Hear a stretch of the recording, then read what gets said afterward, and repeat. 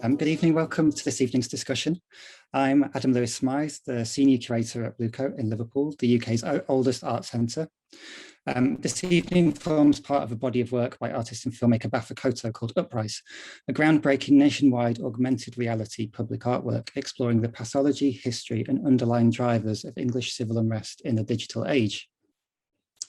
Marking the 10th anniversary of the August 2011 UK riots, in inverted commas, Uprise launched on August the 6th via QR codes located nationwide in communities where incidents of unrest were recorded in the summer of 2011, which includes Liverpool, which is where I am at Bluecoat at the moment. Koto's Uprise exhibition is accompanied by community workshops and a conversation series bringing together artists and thought leaders with community and youth voices to explore the themes of the work, delving into how digital networks connect marginalised people and shape real-world mass dissent. In addition to Baf's amazing augmented reality work, he's also launched Uprise TV, a 19-hour pirate television piece. The work serves as a critical commentary on the reductive, simplifying and voyeuristic instincts of the broadcast news. And this is really juxtaposed with the augmented reality work itself, which features the voices of many of the people who were convicted following the 2011 uprising. At Bluecoat, we're working with Koto to also commission a Liverpool-based artist, actor and rapper, Blue Saint, to create a new digital commission featuring interviews from local artists, activists and creatives, which has been filmed and is currently being filmed during the lead up to Uprise, and that will be launched on the 21st of August. We're obviously really interested in Baf as an exciting artist who's both pushing boundaries in terms of the technology he uses to make his work, but also in terms of the content of his work, and uncovering really important histories that haven't been spoken about enough. For tonight, our chair will raise questions to a panelist of artists, cultural organisers and researchers relating to the themes of the Uprise project. Following the conversation with the panel, we'll also address questions from the audience. And if you'd like to raise any questions, please use the Q&A box, which is just at the bottom on the kind of right-hand tab. So if you put your questions in there, then we'll read those out, as many of them as we can at the end, and hear those. So I'm now going to hand over to and introduce our chair for tonight. Bolanle Tajudeen is the founder of Black Blossoms, an expanded curatorial platform showcasing contemporary Black, non-binary artists and Black women in the most inclusive sense since 2015. She's also a lead tutor of art in the She's also a lead tutor of Art in the Age of Black Girl Magic, an in-depth course on Black women artists. In 2020, Bolanle launched the Black Blossoms School of Art and Culture, an e-learning platform that aims to decolonize, deconstruct, and democratize creative learning. So I'll hand over now. Hello, Adam, and welcome everybody. Thank you for the lovely introduction, Adam, and welcome everybody to tonight's event. Before we start, I'm going to introduce our amazing panelists, and I'm going to ask the panelists one by one as I introduce them to switch on their cameras.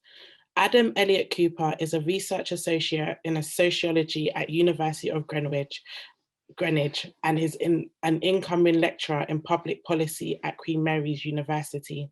He sits on the board of the Monitoring Group, a grassroots organisation challenging state racism. He is an author of Black Resistance to British Policing. Nika Jonah is a cultural producer and development strategist. She is currently a visiting research fellow at Central School of Speech and Drama. Until recently, she is the lead for Pop Change, a pop culture and social change initiative at Counterpoint Arts. In 2018, she launched Pan-African Creative PACE, a platform for artists based in Africa. Between 2008 and 2012, Nika led the Decibel Programme, an Arts Council England initiative for African, Asian and Caribbean artists in England. Nika is a trustee of the European Cultural Foundation, the Birmingham Contemporary Music Group and the Royal African Society, as well as Bush Theatre. Physia Johnson is a freelance curator, artist, producer, and writer based in Liverpool. She focuses her work on raising awareness around mental health, queerness, anti-racism, debt abolishment, architecture, and institutional and racist inequalities. She is currently curating Soft Boys at Factor Liverpool. Leroy Cooper, who I'm so delighted to have on the panel tonight, is an artist, poet, photographer, and musician based in Liverpool. When Leroy Cooper was a young child growing up in the South End in the 60s, he and his mates would play in the bombides, the burnt out shells of buildings left derelict since World War II. When he returned to LA in September 1981, after 6 weeks on remand following his infamous arrest, the place he found looked like more of a war zone than it did when he was a youngster playing amongst the ruins. Leroy threw a rock or a petrol bomb, never charged at the police. Leroy never threw a rock or a petrol bomb, never charged at the police. He was not there. As the neighborhood burned during the successive weekends of rampaging, his only experience of the mayhem was in the media. It was bitterly iconic for him that his name will forever be linked to the riots, like an albatross around his neck. Thank you and welcome all to the panel tonight. You can all switch on your cameras now. Hello. Hey. So, you know, I'm so delighted to be leading this discussion tonight, and thinking back to 10 years ago when the riots were taking place. It really took me back to a time where I was thinking, where did I hear about the riots? And I was thinking, did I hear about it on the TV? Was it through BBM? Was it through Twitter? And I've got a feeling it was actually through Facebook. And I was wondering, Adam, do you remember where you were when you heard about the riots? And what kind of political engagement did you have at the time? So when the 2011 riots happened, I was working as a youth worker in Hackney in northeast London. And I guess my immediate concern was a lot of the young people that we were working with being affected by the massive increase in searches, in arrests, in raids on people's homes, in instances of brutality that were likely to arise following the unrest. And I guess those kind of concerns were probably came out of the experiences that we already had working with young people there, as well as my own personal experiences. Many of the young people we worked with had already experienced a lot of quite violent and racist policing. And in the 2 years leading up to the unrest, there was a police operation called Operation Blunt 2, which saw a massive increase in what are called Section 60 searches, which allow the police to stop and search people without requiring what's called reasonable suspicion. A project very similar to the infamous sus laws, which led to the 1981 rebellions. And those concerns were, I think, well-founded. I've started to get involved with a number of what are called community defence campaigns in the aftermath of the unrest, which sought to try to defend young people from the increase in policing that emerged in the weeks and months after the disturbances. You're on mute, I think. Thank you, Adam. Leroy, you've got probably perspective on a couple of riots, and I was wondering, has your political engagement changed over time with each one of the incidences? I'll be honest, in 1981, I was 19 going on 20. I was having the time of my life, freshly, newly independent, own home, flat. And the incident that I was involved in had catastrophic ripples down through my life. When 2011 happened, again, the way it was projected through the media, that they were all just young thugs. There's very little mention about Mark Duggan, there's very little in the media about stop and search, the rates of institutional racism within the police force. So again, I think the world was given a warped and twisted version of what happened. And I think the similar warped, twisted version of what happened in 81, the 81 uprisings, was a similar thing. So we saw no change from the media.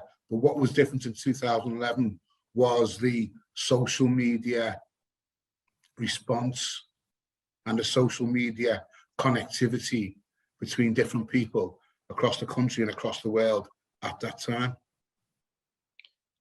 Thank you so much. Yeah, I think I was 21 at the time, and I was actually a new mum. So I remember not being able to like fully go out on the street because I was literally cradling my newborn baby, but I was feeling like very, very angry at all the media coverage that I was seeing through my phone.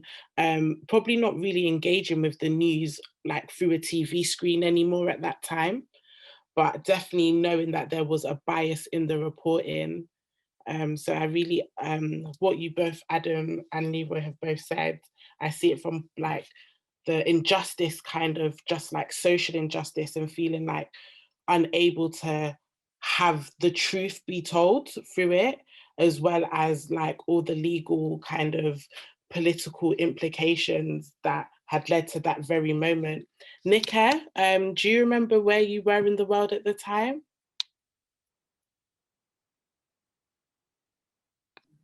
Hi, I was actually living in Walthamstow, and I remember the night before, the night it happened actually, a friend had come to visit me, and I lived literally just most probably a 5-minute drive. So I said, oh, I'll drop you home, thinking it would be a quick drop off. I ended up having to go all the way around, and it's only when I got home I found out what had happened. So yes, I was in London, and I remember I had quite a few friends that lived around there, and how angry they were about the way they were portrayed, the way half-truths were told, how we didn't hear from the taxi driver, we didn't hear from the other passenger in the car. Furthermore, I don't know if people are aware that actually the family have appealed to the police, and they lost their appeal just last month. So it's been stirred up again. So yeah, I was literally around the corner. Thank you. And Physia? Yeah, so at the time in 2011, I was 14. So I was fairly young, so it was quite a scary time for me because I didn't quite understand what was going on. In general,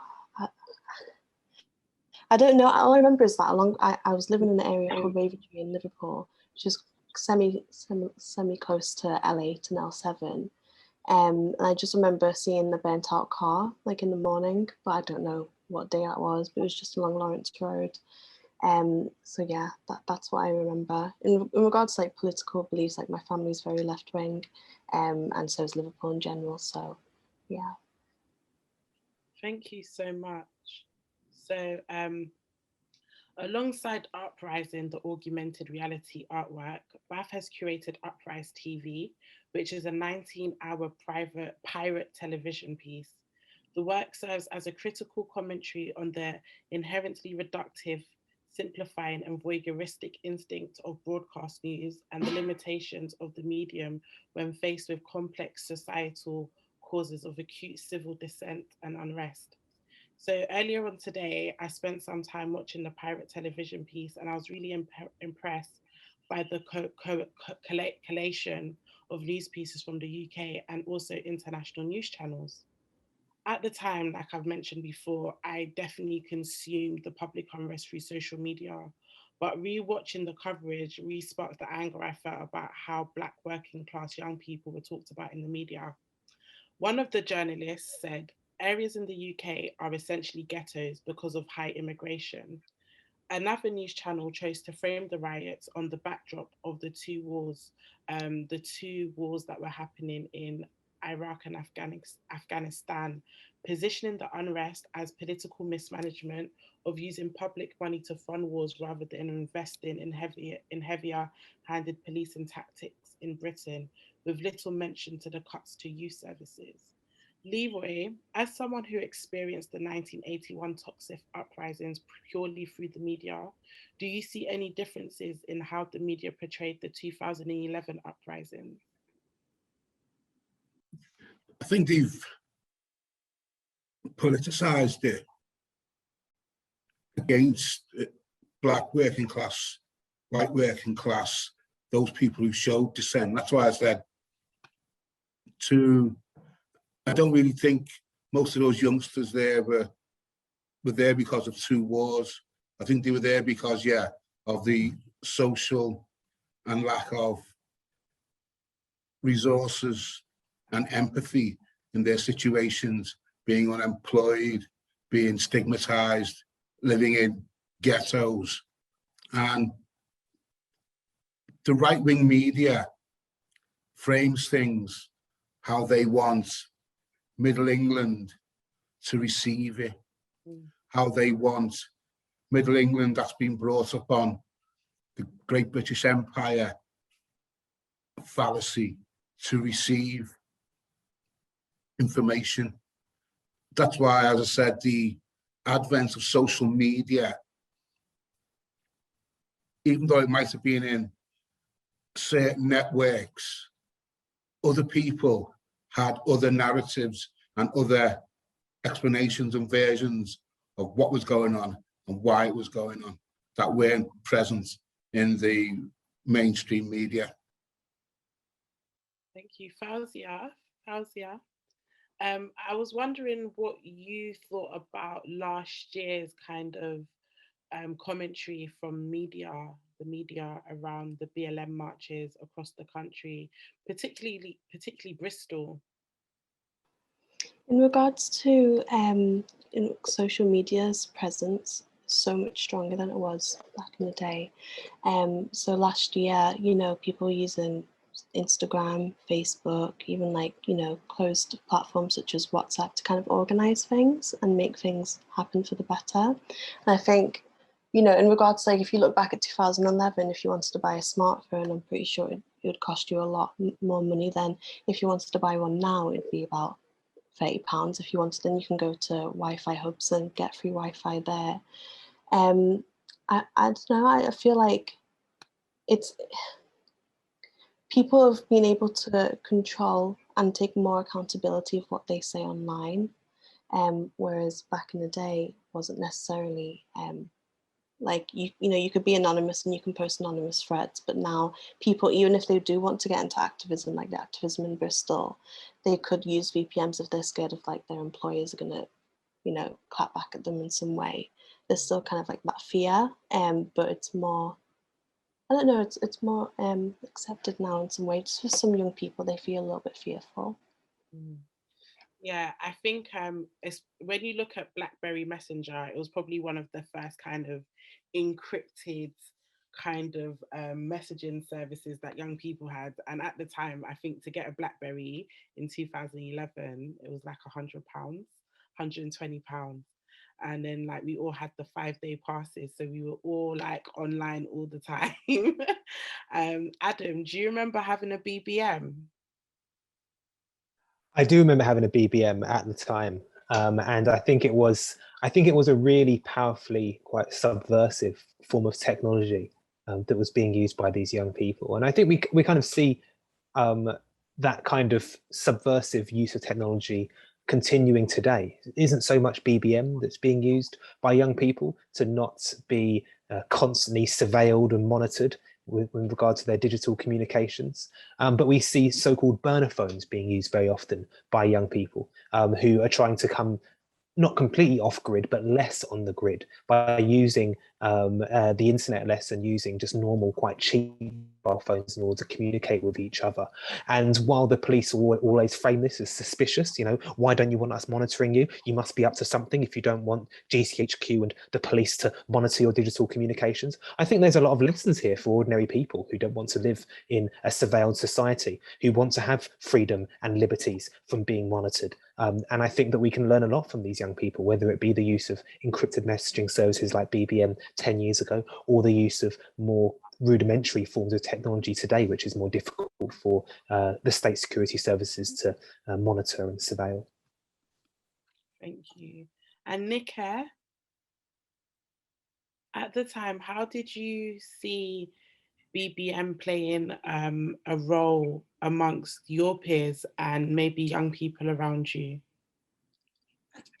I remember my cousins writing to me and sending me a message from Nigeria saying all the spots where these sort of like riots or uprisings were going to happen. And I kept saying, how do you know all of this? And I realized that she had recently moved back to Nigeria and her son was there and her son was sending things through.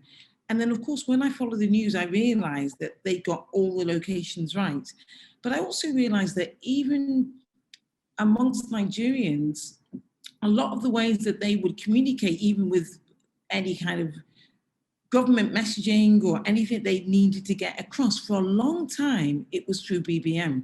So it's something that's been used in other parts of the world quite frequently because it's a necessity to be able to get clear communication. So amongst your family network, but also the government network would say, oh, there's flooding in such part of Lagos, don't go there. Or I remember one time there was an explosion in Lagos and getting the messaging through and getting panicked and then, you know, realizing that this was one of the ways that they communicated. So amongst my peers, I guess it was early WhatsApp, wasn't it? It was early WhatsApp groups and you felt still connected to family and community beyond the UK. So yeah, it's something that up until recently, I remember seeing Barack Obama, just as he was leaving office, he was still in the BlackBerry system. And remember there was a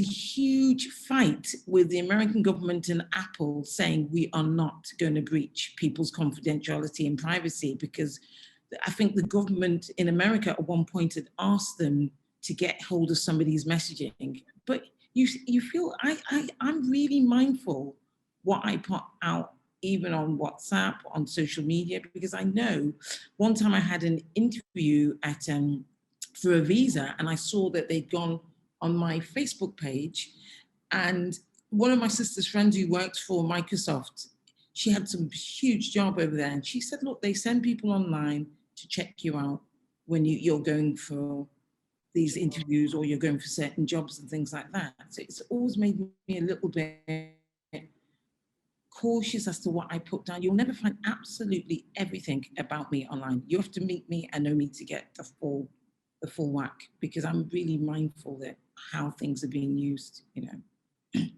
Thank you so much. I think, yeah, we could go on to talk about the use of voice and Clubhouse, how that's going to be used in the future, and all of this data that we are like willingly putting online. But I don't want to digress too much, but maybe we'll pick up on that at the end. I wanted to ask back to, I keep, Physia, can you? Hello, yeah, Physia. Physia. So you're the youngest on the panel, and I guess like your relationship with the 2011 rights are a bit different, and your generation's relationship with social media is different. And in that, do you believe that there's a distrust in the media and maybe somewhat of a trust more in social media? And how has it helped you grow your platform Rooted Zine? I feel like, yes, mainstream media, so like the top 5 kind of like news stations and everything, they have to appease, of course, like the people at the top, and the people at the top don't look like us. They don't have the same you know, financial situation, cultural situation. So kind of like accessing those platforms in order to get the actual truth out from the communities can be quite difficult. In regards to social media, it's become a lot more simple. You know, you can get an email and simply sign in and then just share and use hashtags to kind of network with everyone. And there's other independent platforms as well, such as like Galdem, Kids of Colour, Voice, Toxic TV, and also Rooted, that people can share their experiences unfiltered and not kind of have like this wall of like, you have to have an academic background in writing, you have to have this experience or this network. So I think it's become a lot more accessible. I've just forgotten a bit about when you asked about Rooted. I've forgotten that last bit of the question. So do you feel that social media has helped you grow Rooted? Yes, and with allies as well, to help kind of like share on each other's platforms, definitely. For example, like back when Black Lives Matter protests were happening, we launched like a grant for Black artists, and another public platform called the White Pube shared it, and then we instantly got a lot more recognition for that. So it's just about working together and making sure everyone kind of like shares the power that they hold as well on social media. Yeah, social media is so much more democratic now, and I think for me and my practice and my work, it's definitely given me the chance to not feel like I need to get a pat on the back by a bigger institution. I feel like my work holds value by itself, and that's definitely because of social media. Adam, for yourself, who's an academic, so I remember Adam from when I'm such a big fan from Why is the Curriculum So White, NUS, National Union of Students. So I was part of the women's campaign. Oh gosh, it feels like so many years ago. And Adam was doing his thing in the movement as well. And I remember like, Why is the Curriculum So White, like really blowing up on social media. And when you look at your work then being more grassroots social media and your academic work now, me being an academic as well, how do you like balance the two? Yeah, no, it's a difficult one. Personally, for me, academia is my day job, right? It's what pays my bills, but it's not. It's not what I consider to be the most important kind of political work that I do. And I think that participating in conversations like this, where I can have conversations that engage with community organisations or arts institutions and or political campaign groups, I think are really crucial for academics to do, because not everyone wants to read a textbook or a journal article, right? And so I think having those kinds of conversations and doing those works within our communities, where we can share information and reflect on our histories, but also crucially try to be useful, right? So I, even though I work at university 9 to 5, I spend a lot of time running workshops in FE colleges or youth centres and that kind of thing, running little sessions on what to do if you're stopped and searched by the police, or what to or how to make complaints against following police harassment or misuse of power, or running educational workshops for young people in the local area as well. So I think for me it's really about not making academia the beginning and end of the political work that we do, but making it one part of, I think, a wider conversation, and appreciating that knowledge isn't just produced at the university, but it's actually produced everywhere as well. And that leads really great to the next question around voices. So whose voices were heard at the time of the 2011 riots, and what's happened to the discourse since 2011? Do you feel that that time has been properly analysed and discussed, or do you feel like it's been put on the back burner? And I direct that question to Leroy, you again, Adam, and Nika. Yeah, I think the phrase "swept under the carpet" comes to mind, and that once it's no longer pulp fiction news media, gets swept under the carpet. The issues get swept under the carpet, and we just move on to the next sensational distraction that the government and the right-wing press want to put in front of people. I think personally, the important thing is that, yeah, young people, because it is always young people who are in the front line. It's always young people who are being dragged off the street. It's always young people. I'm 60 now. I'm not, I've never thrown a petrol bomb. I've never thrown a rock. I've never been involved in a disturbance. And to be truthful, I would avoid a disturbance like the plague, other than to be there photographing and taking pictures, because the camera has been my weapon of choice. Thank you, Leroy. Should we look at some of the photos that you have taken? Is this a good time? If Louis wants to start the slideshow. So these are some works by Leroy. Are we able to?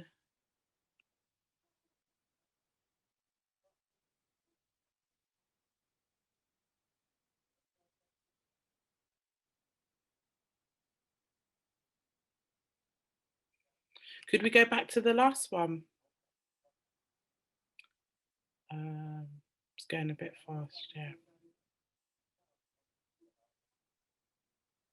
Yeah, go back to the Boris statement. Okay. So whilst they're just working on the PowerPoint, Nika, can I ask you, what do you think, how do you think the 2011 riots and the uprisings have been memorialized in the public realm and in the art world?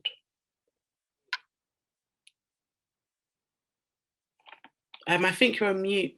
Oh, yeah. Yeah, I think that's an interesting one. I think to kind of think, when I was thinking earlier, I thought about the Single Equality Act that came about in 2010, and this was all about ensuring that all these different equality legislation, so women's rights, gender equalities, disability, etc., race equality, were sort of framed in a way where people could understand them and actually use them, and they would be useful, and that you could even use them to, you know, to challenge people. And so this was a huge, a huge win for race equality activists, was actually making institutional racism unlawful, and it was something they really fought for. And it was, Jacques Straw did a bit of a U-turn when he initially said they would go for it, and then in the Queen's speech some years earlier, he'd signaled that it was not going in that direction. And because of the public outcry, because the public knew more about institutional racism off the back of the McPherson report that was for Stephen Lawrence, that they made it unlawful. So people felt like, you know, we're on our way. And then in April 2011, the equality schemes were supposed to be in place in these big government institutions. Conservative government turned it all around. They basically took away the powers of the Equalities and Human Rights Commission. And I talk to this because I was working at the Arts Council at the time, and we really relied on this equality law to kind of persuade or force, in some cases, the arts organizations that we were funding to ensure that they were doing what they needed to do. So create conditions that were more equitable and more accessible for all, but also start to put the right things in place. But when the Conservative government came in, what they said is, they said, oh, you don't need all this red tape. You don't need to do equality impact assessments. That was the tool that was used to ensure that any funding or any decisions around funding to do with the arts and other areas, people thought about what impact does it have on Black people, on working class, on disabled people, and then said, this is how we're going to address these challenges. But this didn't, of course, happen too rigorously, because the Conservative government came in, and I'll dare you to really go deep and look for this red tape challenge. You barely find it. And what they did is they called it the red tape challenge and said, but we know that institutions are grown up. They know what they're doing. They don't need us to sit over them, and this whole thing of nanny state, and basically pulled away the powers of the Equality and Human Rights Commission. And at the time, Trevor Phillips was the chair, and they reinstated powers recently with some really interesting people at the top of the organisation. And the first person they prosecuted since 2011 was Jeremy Corbyn, when they said that he was anti-Semitic. We hadn't seen anyone being prosecuted in all those times, because they just literally stripped the Equality and Human Rights commission of their powers. We were quite deflated at the Arts Council, those of us that were leading on equality and diversity, because you think you put all this work into trying to get these organisations to be on side. And in the backdrop of all of this, what happened with the murder of Mark Dugan was this sort of challenge and debate and tug of war that was happening with policymakers, activists, and people within the arts world that were trying to kind of make it fairer and more equitable. So that's a bit of a long-winded response, but at the time, Arts Council had invested about 10 million, coming close to 10 million for African, Asian and Caribbean artists to try and readdress the balance. So you had this going on in the institution, but the legislation around it was not really supporting it. So what eventually happened, sort of by 2012, a lot of the programs led by Black people, Decibel and the Cultural Leadership Program, both just disappeared. There was no follow-up, there was no legacy program like other programs. They just literally disappeared. And you felt like it was this legislation backup that had decided that, oh, we don't need to get political anymore. And so we just lost it. I wouldn't say we lost the fight, because I think a lot of the work evolved into other things, but at the time it was incredibly deflating to do all that work and feel that it wasn't continued in some kind of way. So what you do see is, you see with the Black Lives Matter though, watching the Arts Council now, I think there was an absolute terror with some of the leadership there, not all of them. I think they are going to be a lot more full on in terms of ensuring that organizations do what they're supposed to do in terms of diversity and equality. So it'll be interesting. I think the proof will come out next year when they make the decisions on who they fund. I think it's going to be interesting.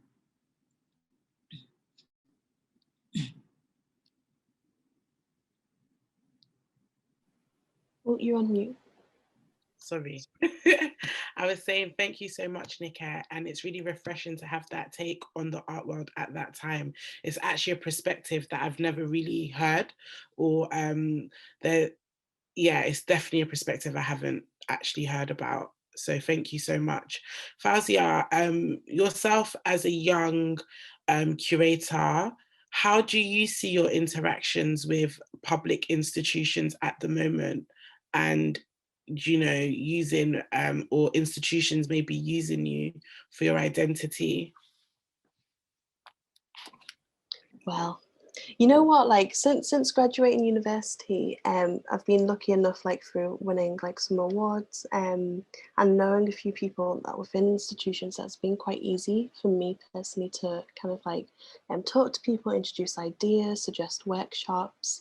But there is one particular instance which like might be aware of, that we were invited to a gallery quite last minute for Black History Month. They hadn't previously planned anything, and then we did 5 days of unpaid work, and like in that particular gallery, it's usually the audience is quite white, but then when we were there and we were doing zine workshops and everything, it was like diverse. So in regards to kind of like being used and being a pawn of like tokenism, it's still very, very active, I think, because that only happened a couple of years ago. Now I've kind of got more of a sharper eye. I can kind of tell, like, okay, are you doing this for the right reasons? Have you planned this properly, in regards to proposals? So yeah. I think my eyes literally just went like 5 days unpaid work. Yeah, and we were naive at the time as well, because we thought like, oh my God, it's a massive gallery. It's going to be great for people of color are going to feel comfortable within a gallery space. And then we realized after like, oh, actually, okay, that wasn't good at all. Yeah. Thank you.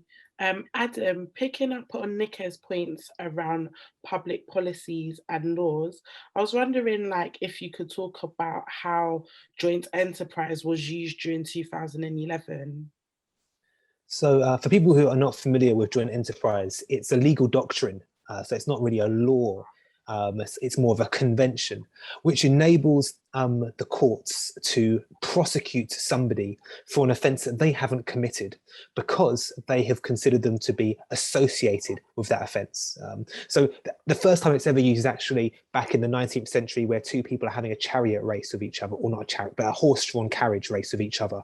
And they're having this horse-drawn carriage race, and in the process, they trample over somebody and kill them. And it's unsure who in the horse-drawn carriage race actually trampled over the person and killed them. So they're both tried and convicted with manslaughter. So what the government have done, they've taken this thing from back in the 19th century and now apply it today. And the way in which it's used is by saying that multiple people should be convicted of a murder or another serious offence because the police say they're part of the same gang. Now, how the police determine who is and who isn't part of the same gang is partly where a lot of the problems arise, because the police use quite spurious evidence to determine who is and who isn't part of the same gang. They might show a photograph on social media where all the young people are in their local council estate or in their local park or in some other social venue and say, look, they're all in the photograph together, they must be part of the same gang. Or they might put up social media and say, look, these people are all in the same music video together, they make music together. This means they must be part of the same gang. So they'll put all of this evidence together and say, right, this serious offence has taken place. It might be a riot-related offence, which David Cameron blamed on gangs and gang culture, or it might be another serious offence. And even if one person has been convicted, if the police can prove through social media and other forms of evidence that another set of young people are all part of the same gang as this young person, they can all be convicted of that same offence. So you've got quite often children, very more often than not young people, serving 10, 20 years in prison, not for committing an offence, but because the police have proven to the courts that they are part of the same gang as somebody who has committed an offence. And perhaps people are watching this won't be very surprised that it's the majority of people incarcerated using this power are young Black and Asian men.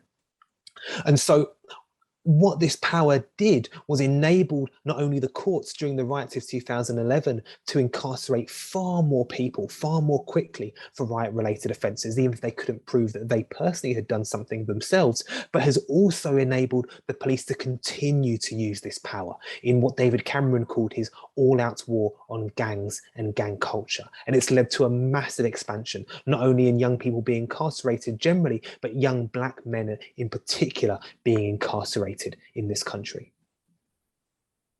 Thank you, Adam. That was such a strong and excellent explanation. I absolutely hate the joint enterprise law. I think it's probably alongside the numerous stop and searches, and it's just another tool of the state to definitely marginalize young and Black boys on the street, young Black and brown children on the street.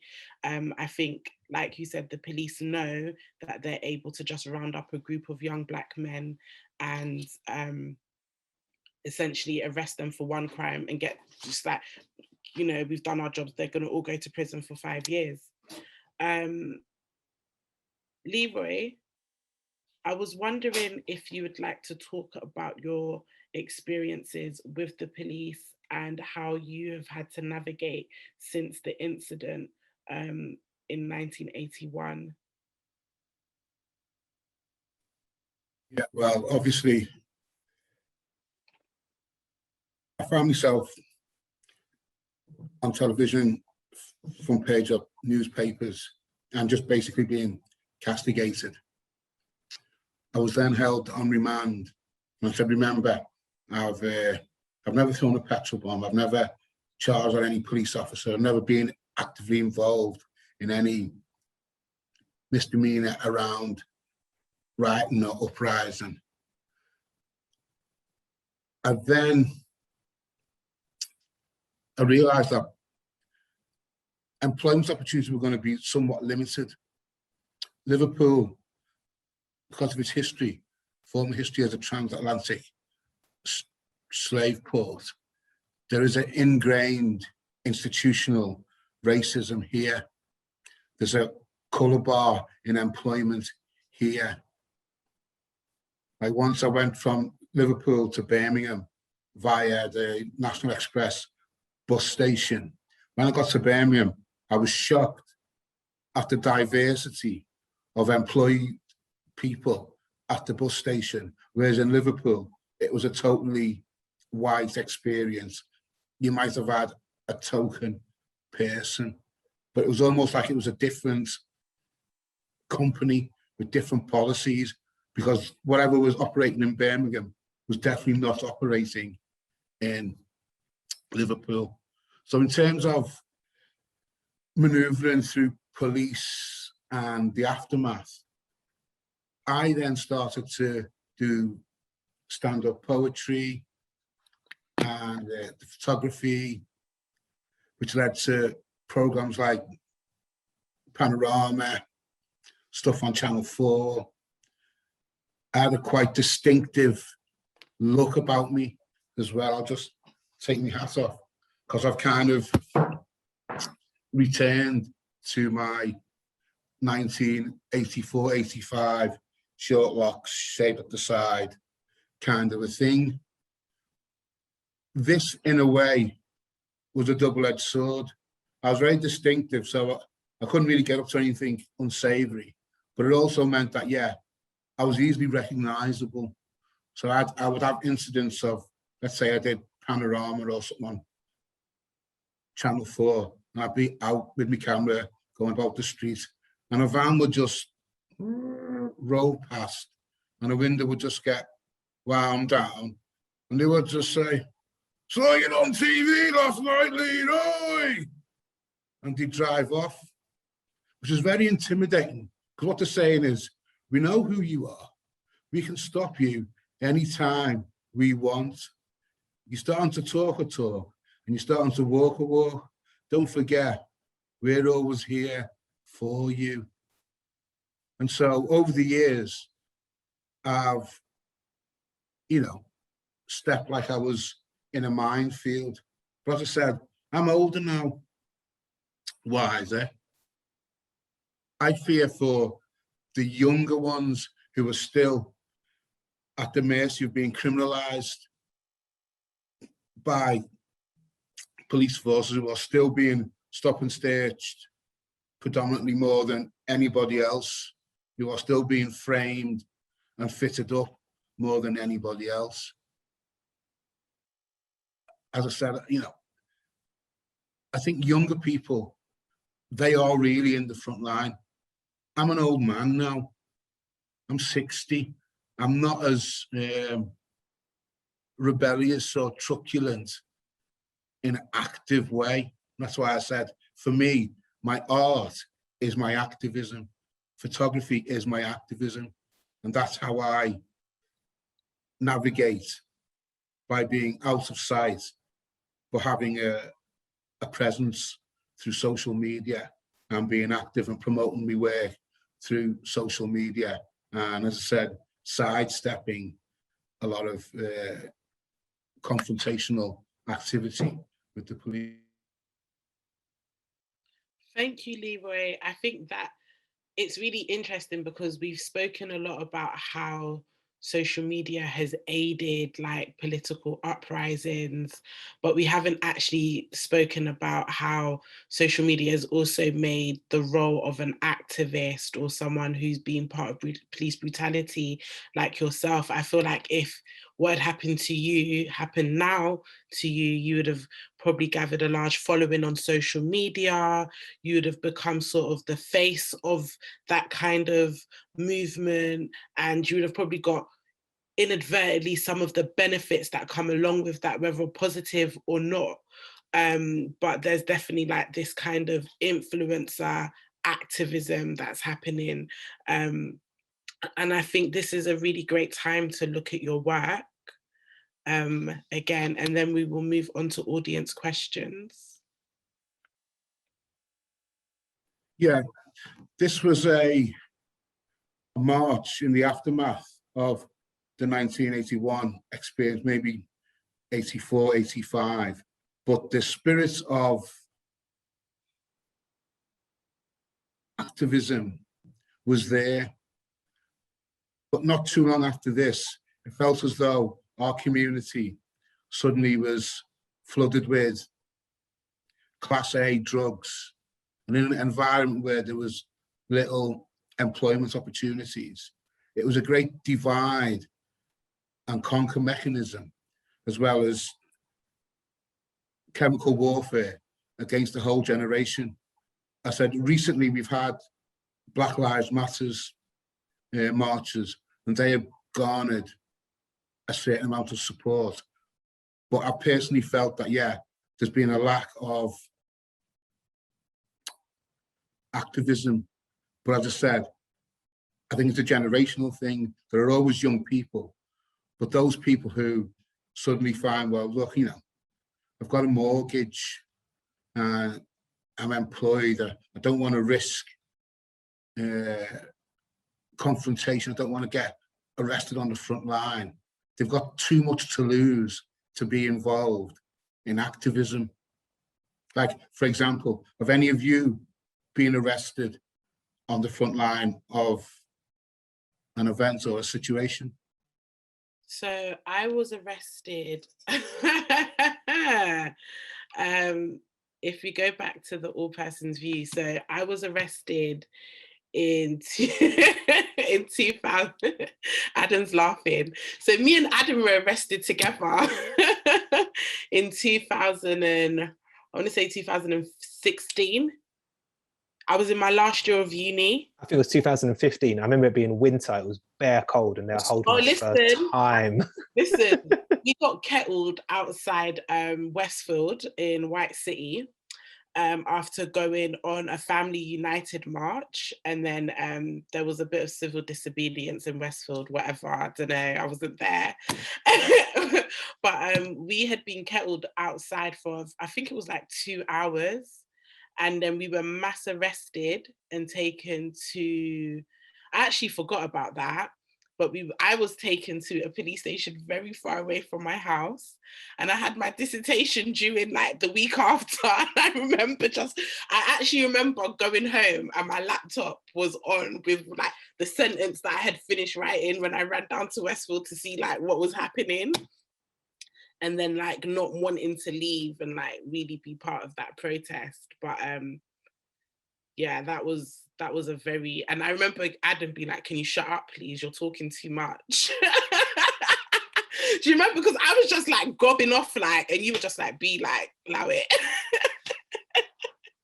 I was just trying to de-escalate the situation. In 2003, I had a motoring offence, and I had to go and do a preliminary probation report in the main court in Liverpool. And when I went there was a folder on the desk, and I saw my name on it. And I asked the woman, I said, what's that? She said, oh, it's your police record. I said, oh, could I have a look? Because, you know, they say after 10 years, they're supposed to, certain things get wiped or removed. But obviously, I found out, yeah, you know, aged 8, climbed over a wall, broke windows in a glass house. But I found something totally unsavory that had been planted on my record, that anybody doing a CRB check would instinctively go, I don't think we'll go there. And this was, I said, planted and had been there for years. And every time I'd applied for jobs, because as standard now, they do CRB checks, even in the most innocuous of employments, especially, I suspect, if you're black. So there was something planted on my criminal record that would be an automatic, the computer says no, in terms of gaining employment. So that was a very specific attempt by the powers that be to put hurdles in my path to deter my progress in life. And I'm going, other than seeing it there on that table that day, I wouldn't have known that there was something on your criminal record that has been planted that has nothing to do with me, but anybody looking will go, oh no, I think we'll avoid him. And that's why I said, so these are the depths and the techniques that the establishment will go to hinder you and try and slow you down, especially, as I said, after I'd done Panorama, and especially after you'd spoken up on other programs, to the extent where a man who shall remain nameless came to where I lived and said to me, oh, some journalists want to speak to you. But, you know, when you see a particular person, you just know nothing good can come from you.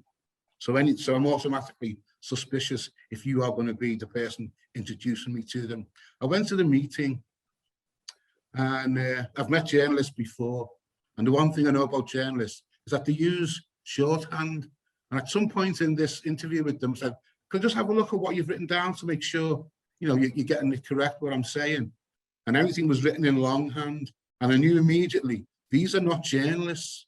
These are a special squad of police that come and investigate certain types of characters. So when, for example, back in the day, the miners' union got infiltrated by undercover police officers to keep tabs on the miners' union, we've had recent cases of undercover police officers who've engaged in sexual liaisons, have had children with activists that they've been spying on and never told them. They were completely unaware that, yeah, the guy you've had a baby to is an undercover special branch police officer. So the depths of how they can mess with you and impinge on your life are quite unbelievable. Adam, I just wanted to pick up on the last point Leroy made. I remember really distancing myself around 2018 or maybe 2016, 17 from the mainstream kind of activist student union movement, BLM movement that we were in because of the infiltration of police in the movement. And I remember many of us at that time were like really like hurt. It broke a lot of friendships. I just remember it really changed as the movement was getting stronger. It really, really changed. And I had friends, Leroy, who were impacted by police officers pretending to be boyfriends. And I was wondering, Adam, at the time, if you had to give anyone advice about how to deal with it on a legal sense. So obviously I'm not a lawyer, so I wasn't giving people too much legal advice, but certainly two of the organizations I was working with, we found out that there were undercover police inside our organizations. One was the Newer Monitoring Projects, like an organization in East London that I'd been working with 2012, 2013. And the other one was when I was working at the time, which was called the Monitoring Project, for whom a lot of the people there used to be part of the Stephen Lawrence campaign. We found out that both the Stephen Lawrence campaign and the Newer Monitoring Project had been infiltrated by undercover police officers. I remember going into the offices of the monitoring group, and the atmosphere was just horrible. Right? It makes for a really kind of quite paranoid, to be honest, atmosphere to know that you have been infiltrated in the past and there could still be undercover officers working in the office, working upstairs, working downstairs, working in adjacent organizations. And it made doing the work that we do, which was already difficult work, right? So the monitoring group helps to take cases against the police, Black people and Asian people who have experienced police brutality or racial violence, right? So it's already quite traumatizing work that we're doing on a day-to-day basis. And to add even more weight to that kind of work, we're not only looking over our shoulder about what are the police trying to do, what the police trying to do when we're out on the streets doing what we're trying to do, but we're also worried about them being undercover in our offices and in our community spaces. And in our other campaign groups as well. So it made for a really, really difficult work. But what I can say is that what came out of finding out about these revelations was that for the first time ever, we saw a broad-based leftist coalition against the police and the state. So the Spy Cops campaign brought together Black organisations and other anti-racist groups alongside environmental campaigners, trade union groups, loads of different campaign groups, all of whom were united by the fact that they had been infiltrated by the state. And we saw this broad-based coalition I'd not seen in a long time, really, in my life, my short life, really coming up and confronting the police and the state, because they had actually been brought together by this quite insidious and damaging form of covert policing. Thank you. Does anyone have anything else to add before we move on to audience questions?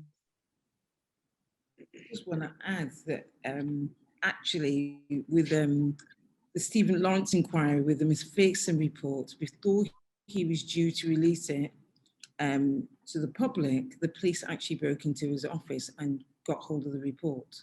So he started to have a different, he was quite a conservative judge, and he was someone that who had quite conservative views, and that whom, when he was appointed to the Lawrence inquiry, they thought he's a safe pair of hands, and he started to see all sorts of things that were going on, and became, right up until his death, he became someone who was really an activist in terms of, you know, racial injustice, police brutality, that sort of thing, because he saw it through a different lens when he was dealing with the Stephen Lawrence inquiry, which we all know we've never really got to the bottom of. So yeah, his offices were broken into. Yeah. Thank you. I didn't know that. Yeah, I did know that there was a doctor who, or I don't even know if they were a doctor, but there was someone sent into, in their, I think it was the early 80s, they were sent into like watching police recruitment and all of that, and they were beaten up, their work was erased or deleted, destroyed, because I'm saying deleted like it was a laptop, they didn't really have laptops then, but their work was destroyed. So I think what we're seeing is this like coercive effort, constant effort by the police, instead of trying to create an anti-racist sort of policing strategy, they are just trying to cover it. I don't even know if police can ever be anti-racist, but they definitely can be better, but they're not even trying to do that. They're just constantly trying to cover up what they're doing. Yeah, Isn't there a senior Black police officer, a woman, who is now being prosecuted and is experiencing the full weight of the force against her, when I presume previously, you know, she worked along with it, but now it's against her. I don't know if anyone's got any, knows any background to that. Yeah, she was, she's a highly decorated police officer, and she rose to like the top of the ranks, and she was recently prosecuted for getting sent indecent images via WhatsApp that she claims that she never opened. And then there was a kind of check, and then she got sacked, and all of the kind of embarrassments that go along beside it. However, there was many campaigns launched, even by, I want to say judges, I'm not quite sure, I kind of stopped following the story, but there, I do know that she got reinstated. I don't know what that means for her career fully, but it does mean if she was to retire, she will get her pension. And I think that's probably what she was thinking. I don't think she's being reinstated. I think she's still under prosecution, and she's basically still under threat of being thrown out of the force with no pension, and basically as a Black woman who's, again, because obviously she's raised racism as part of the reason why she's being treated the way she is, and gender, and they are just completely prepared to do anything to whitewash it, to use such a phrase. But the reason why I mean, because sometimes you just don't realise the full apparatus of the state and how deeply entrenched these racist views are, that they feel are perfectly normal and acceptable, and that anyone who objects to them is a snowflake and a Twinkie. And they've got no intention of giving up one iota of what they view to be their privileged position. And they do not want to see people like us actively trying to dismantle their racist foundation and trying to engage and educate the wider masses of people to be aware of the right-wing agenda through the press, so on and so on and so forth. Yeah, definitely. Are there any audience questions? So we don't have any come through the Q&A at the moment, but if anyone has any, then there is a little tab just at the bottom. So it's just next to, there's a button that says raise hand, and just next to that there's Q&A, and you can pose questions there. If you're struggling with that, then do just use the chat function as well. I'll keep an eye on that. But to start us off, I mean, I guess I'd also just like to express sort of real gratitude to the panel, because I think that was a really thoughtful discussion that covered like such a wide range of kind of ground, but also like raised so many kind of interesting points. A lot of them are kind of quite fearful points, I think, especially you know, moments where politicians are kind of feels like they're moving the goalposts of kind of laws that have been kind of fought for, or introducing new laws that make life really difficult and make any sort of political engagement quite difficult. So there's a lot in there that I'm thinking, you know, there's a lot of stuff that's really kind of, yeah, very, very kind of frightening, I guess. And kind of adding to that, I suppose, Leroy, what you were kind of saying about young people being kind of fearful to actually kind of take to the streets and kind of risk arrest, and that, you know, life is very precarious at the moment. People have a lot to kind of risk, kind of adds to that. But then I was kind of thinking about the BLM protests last summer and thinking that actually those taking part in a place where technology and being able to kind of communicate digitally is its most kind of easiest it's ever been. You know, we're doing this kind of panel purely online tonight, and yet even in a pandemic where there was actually a risk that you could get sick in kind of you know, a crowded sort of public space, people did still you know, take to the streets, and people did still kind of engage. So there's also kind of quite a lot of kind of hopefulness, and also thinking between 2011 and the more recent BLM protests, of just kind of going back to that question of the identity of activism and whose voices are being heard, just thinking about how many more voices are in the public domain than back in 2011, where following you know, one of the nights of Uprest, you had David Starkey, who's a specialist in Tudor history, being interviewed, and it's like, what is, you know, what is that all about? And then he says what he says, which I'm not going to repeat or go into. But now when you think of kind of all of the authors in kind of mainstream public discourse since that point, there feels like there's some hope as well. So that's a very long-winded way of me kind of circling back. And what I want to ask the panelists is, what are the things that you're fearful about, and what are the things that you're hopeful about in relation to where we are now? So maybe Adam, do you want to start? Sure. So let's start with the fearful and then end with something a bit more positive. So I guess what I'm fearful about is the fact that despite the massive protests that we saw in 2020, this current government has made it very clear that it is going to double down on its authoritarianism, on its violence, on its exploitation, and of course on its racism.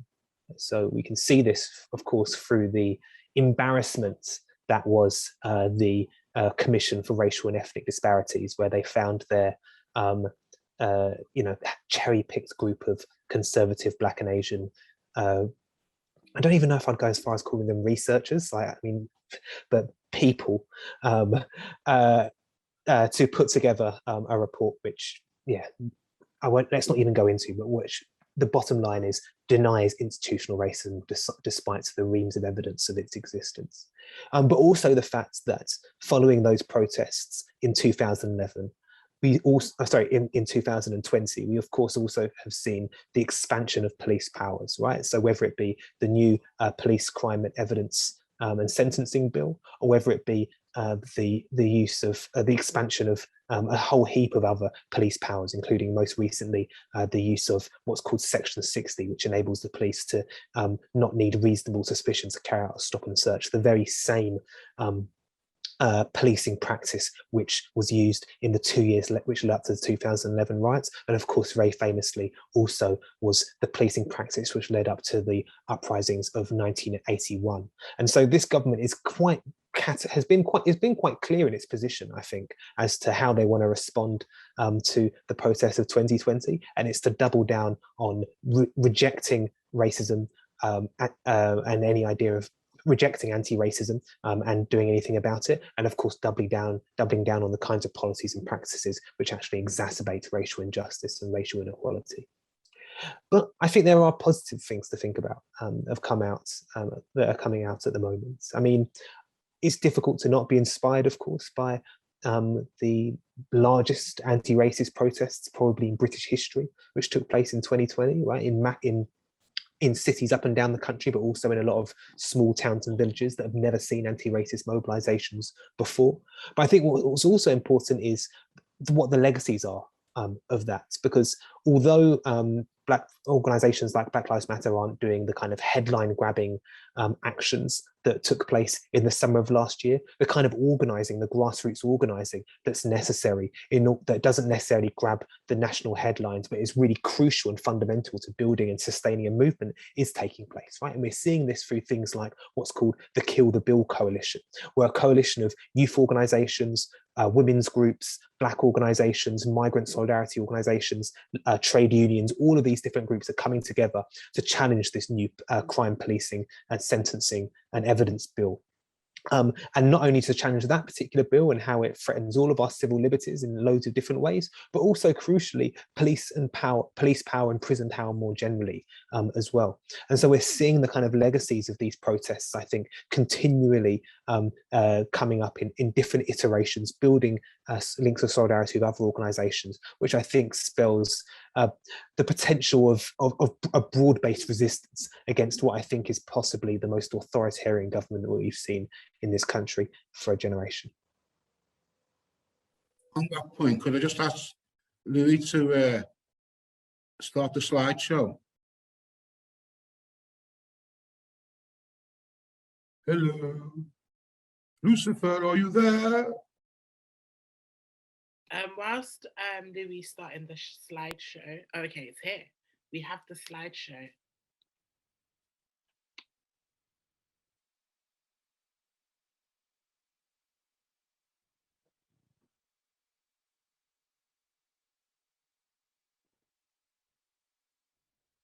Yeah, I think what I would like to see is more organized business empowerment for young people, that we start to see young people starting their own enterprises, and also looking towards making a reconnection economically, politically, and spiritually and culturally with Africa as a way forward in this time.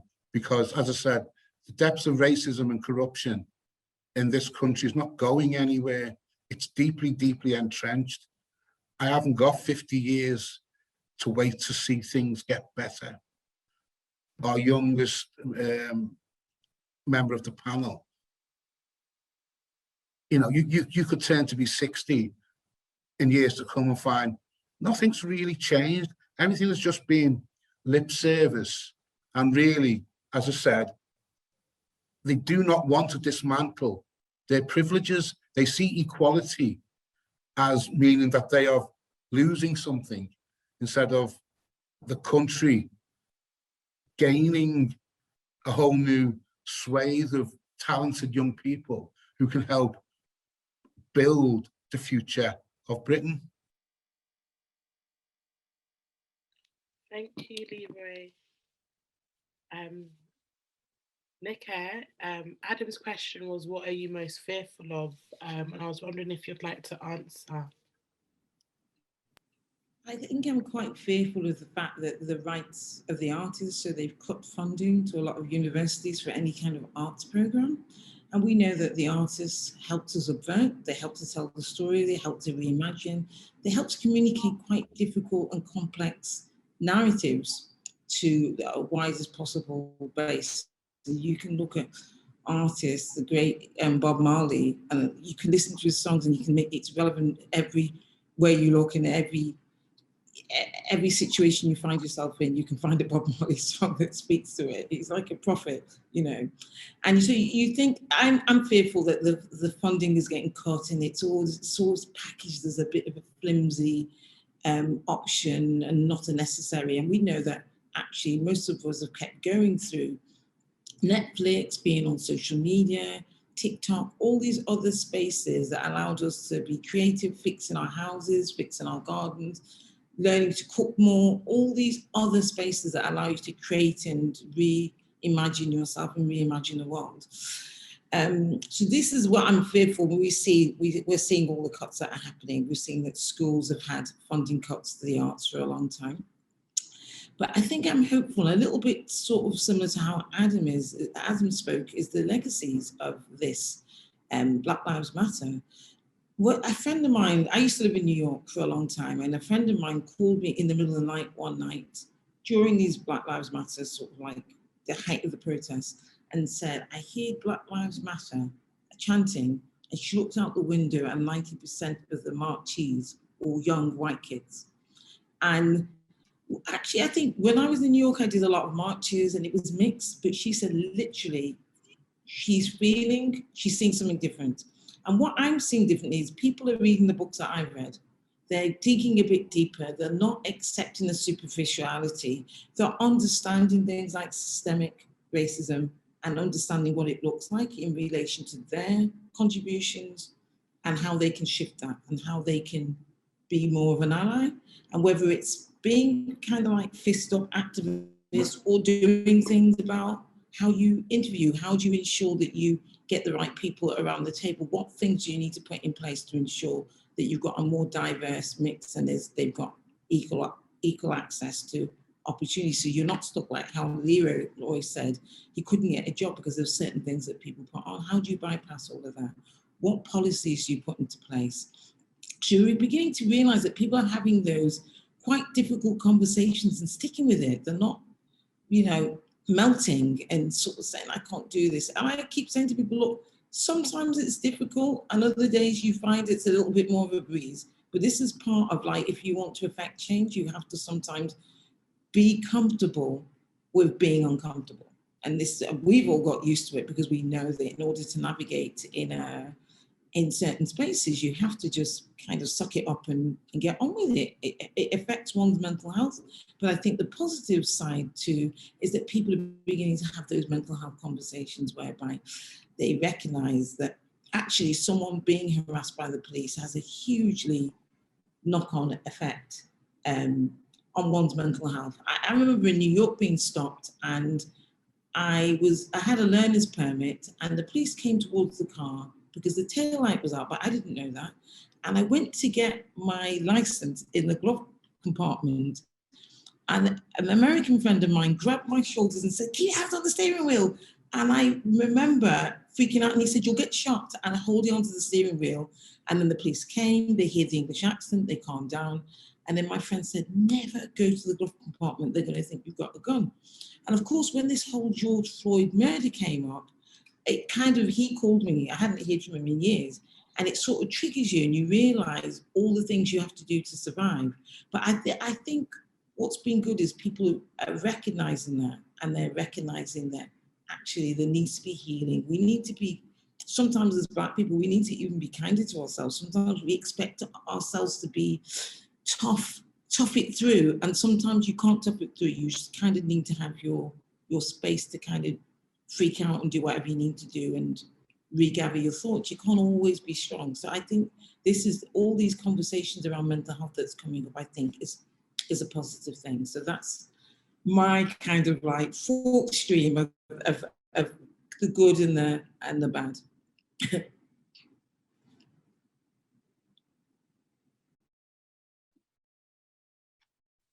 Yeah, I think we need to stop looking to our oppressors for funding to help defeat them. because nobody's going to give you the tools that you need to dismantle their thing. We have to start working more collectively, whether it's 10 people say, you know what, let's start a corner shop and we'll all chip in towards the rent and we'll do what's required, and and someone else might say, well, let's start a gallery, but collectively. Someone else might say, well, let's start a taking youths to Gambia project and start it ourselves and look towards funding from people who would be more sympathetic to us than trying to get money off the Arts Council, who are themselves deeply handcuffed politically by the establishment at this very moment in time. As I say, I just think we need more collective efforts. And even though I'm an individual and I obviously work alone a lot as a photographer, collectively, I'm all there for supportive, collaborative efforts. Yeah, I can't agree with you more, Leroy. Last year I started an online school, and it's basically, I had enough of applying to Arts Council. I was just like, every time I want to curate an exhibition, I just have to apply to Arts Council, or I have to find an institution willing to host it. And I think this is what I love so much about BAF's current work, Uprise, is that it doesn't need an institution to say yes. The artwork exists on the streets, it's for the people. It's very much reminded me of a quote by Lenny Henry, when Lenny spoke about taking the artwork straight to the streets, away from the galleries and the institutions, if they're not necessarily willing to hear us.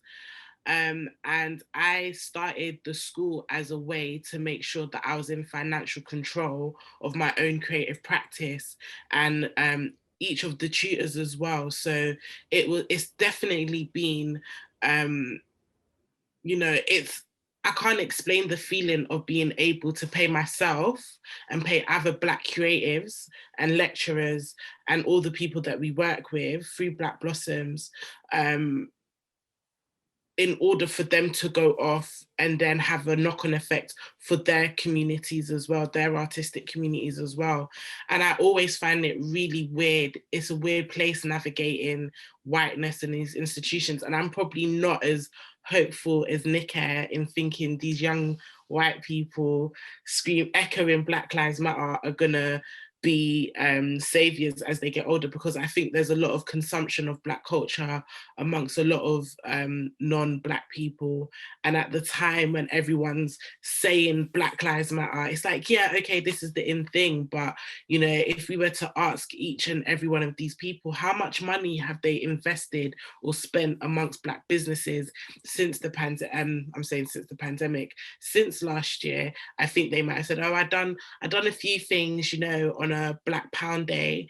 But, you know, I think the way for change is via us and through us. And yeah, and I also understand the spiritual nature of connecting back with home. And I think I'm Nigerian, so I have the privilege of being able to just say, yeah, I'm out, I've got a home in Nigeria, I don't need to be here.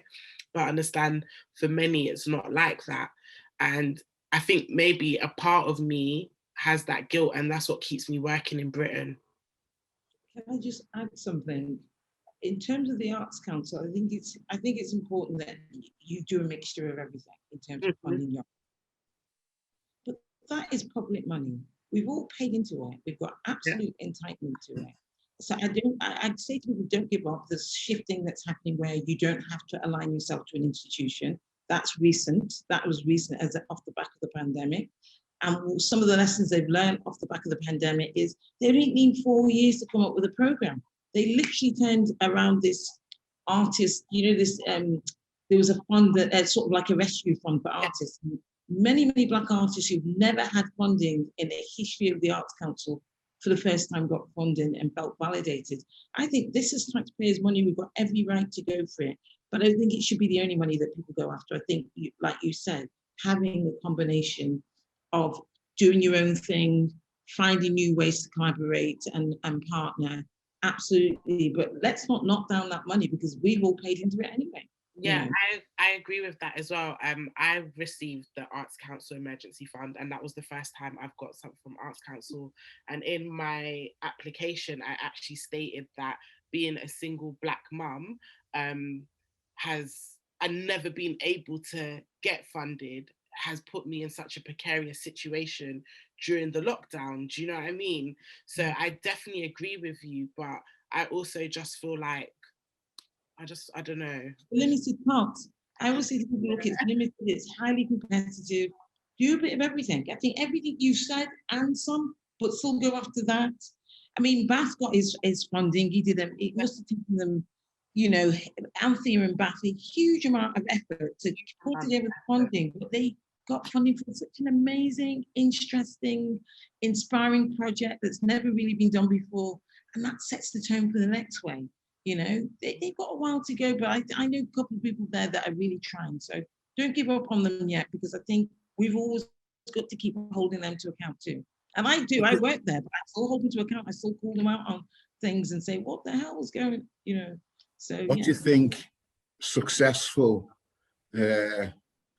sports people, business people, people in entertainment, Black people in entertainment, that they could be doing to, like DeMarcus Rashford, I think he has shown what can be achieved, but I'm still waiting for Lenny Henry, Idris Elba, a few other characters to really step up.